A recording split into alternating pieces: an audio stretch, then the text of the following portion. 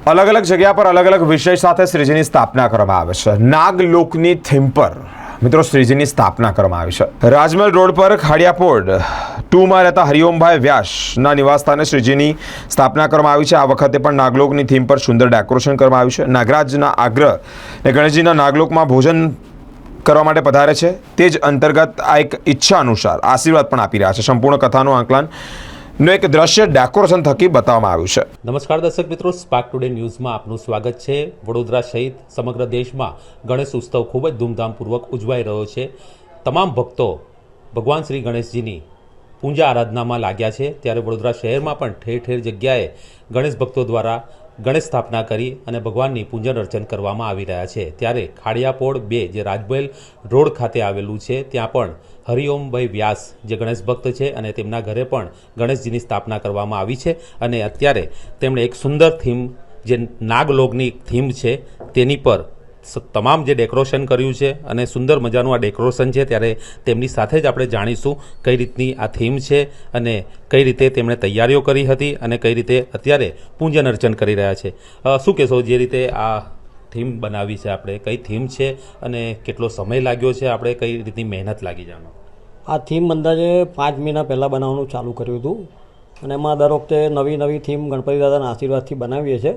એટલે આ વખતે 5 મહિના પહેલાં મેં વિચાર્યું હતું કે ભાઈ આપણે નાગલોક બનાવવું છે, તો એવું કે નાગ કેવું છે કે ગણપતિ દાદાના આભૂષણ તરીકે ઉપયોગ કરીએ છીએ આપણે, તો નાગલોક બનાવ્યું છે અને આભૂષણ તરીકે આપણે ગણપતિ દાદા નાગલોકમાં જમવા માટે જાય છે, પ્રસાદીમાં જાય છે, સાથે સાથે મૂષકરાજ, નંદી મહારાજ બધા પ્રસાદી માટે નાગલોકમાં જાય છે।